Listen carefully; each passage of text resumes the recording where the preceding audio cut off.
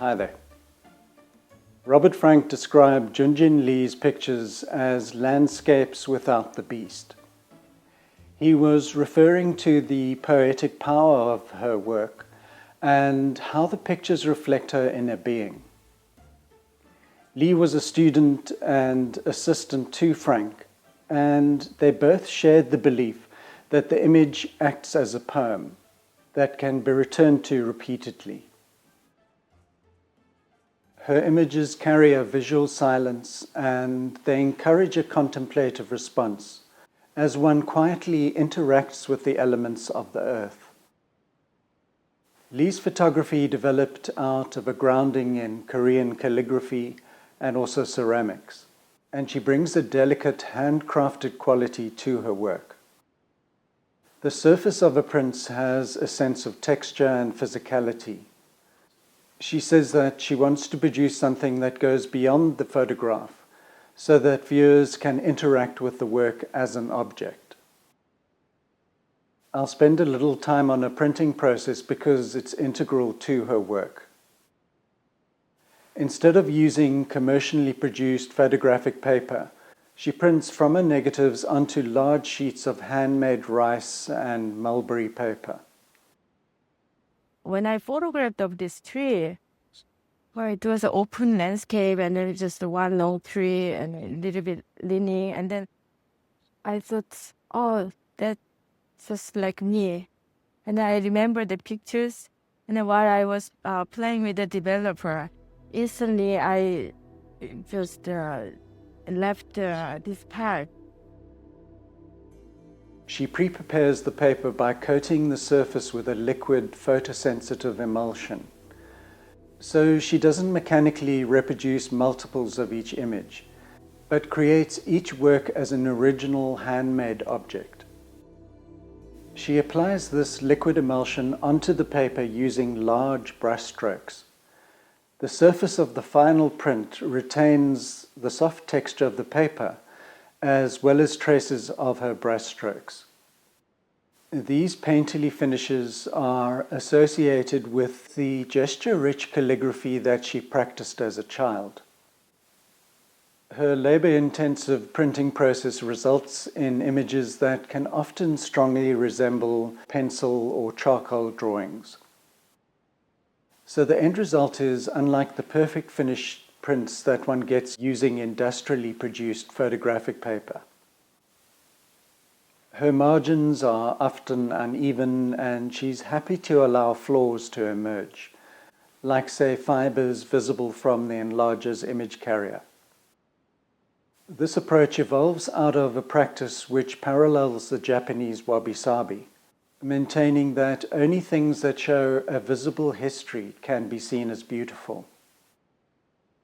She's aiming to create work that resembles visions that emerge from the imagination, so that they are transformed into objects of contemplation. Apart from achieving a painterly texture, her technique also results in a form of visual minimalism. By removing the detail within the photograph, the composition becomes simplified. She's inviting viewers to concentrate on aspects like shape, space, and mood. Broadly, one might compare the character of her work to that of Hiroshi Sugimoto, but hers aren't as neat or controlled as, for example, his precise seascapes. Lee's images are melancholic as well as mysterious. Also hidden within the texture of the picture surface is a sense of spontaneity as well as unease. Her work draws on the art and culture from both the East and the West. Even though she recognizes that the ideas and concepts that inspired the development of these frameworks may seem contradictory, but they are also strongly connected, perhaps more on the unconscious level. Fundamentally, Lee views the human mind as occupying a common space. She sees the fact that people from both cultures appreciate her art indicates to her that aesthetic appreciation transcends social conditioning. Lee began photographing when she was 20 years old, while studying ceramics at college. She went on to study photography after moving to the United States in 1988. Over a period of 5 years, she wandered the American deserts, and it was during this time that she developed her printing techniques. Lee was drawn to the vast expanses that she discovered in the desert. She noticed that the uncluttered space allows a flow between the land and the sky. During her initial cross-country road trip, she encountered the southwestern desert for the first time, and the openness and the heat overwhelmed her. However, she went back a few months later with her camera, and her journeying continued until she returned to Korea 5 years later. She formed a strong bond with these unoccupied spaces, and they have remained a source of inspiration for over 30 years.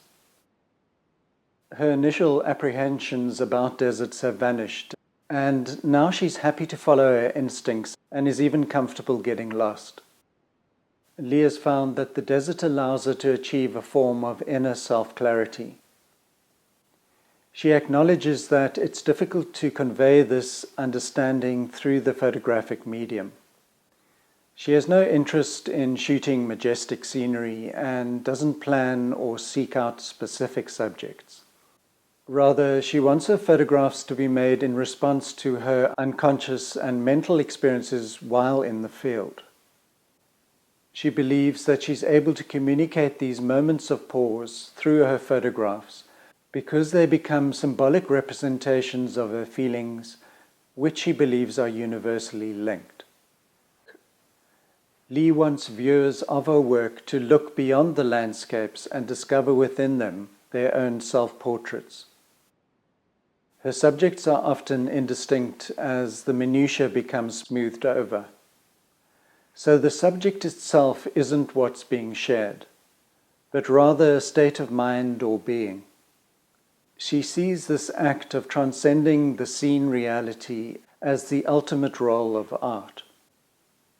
Over the years, the intention that motivates her work has shifted. Initially, the American desert photographs mirrored her own sense of self, while later she attempted to gaze on landscapes without the intrusion of her emotions. Her interaction with the desert continued when she was invited to join 11 other international photographers to contribute to a project called This Space. The initiative was established to explore the complexity of Israel and the West Bank.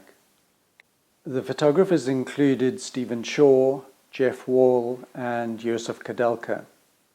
It follows in the tradition of undertakings like the Farm Security Administration Project in the United States, asking questions about culture, society, and the inner lives of individuals. Lee's project, Unnamed Road, is based in the deserts of the region, spaces that reflect layers of history. She consciously avoided presenting judgments or highlighting ideas of conflict, fear, or hostility. Rather, she attempted to capture an eternal vision as if witnessed by an ancient olive tree. The surface of the land is always shifting and human interactions are transitory, but some fundamental truths remain, and this became her exploration. My work is about this place in Israel. I hope to deal with some kind of eternal presence through the object or landscape. I want to share our emotions. It's not just about Israel or the people, the life in Israel. It's a fundamental emotion we all have. I always hope that the people understand my work without seeing the caption or description. That's my hope. Initially, she found it challenging to see beyond the harsh realities that she witnessed around her. But as she became more comfortable within the stillness, she was able to find photographs that communicated the solitary state of being human. In retrospect, she believes that the experience transformed her as an artist. I'll end with Lee's series called Wind. Her images of vast landscapes present serene metaphors for her interior state of being and thoughts. The title reflects the obliqueness of her message, as well as her process in the field. She allowed her gaze to remain unfocused until she recognized what she describes as a deeper sense of reality. Her notion of wind is that while invisible, it's able to exert a powerful force.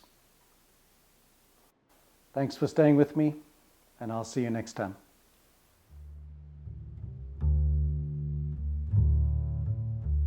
The Wind series that was made from 2004 to 2007, and mostly shoot it in United States and desert area, and some were taken in Korea and from Canada. It's different places.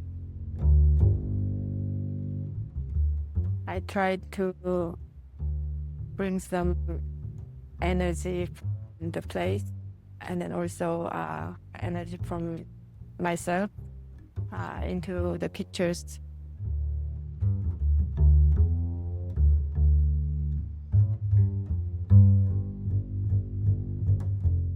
My work is very abstract. It can be translated in many different ways, very poetic or painterly or emotional. I don't give her any definition.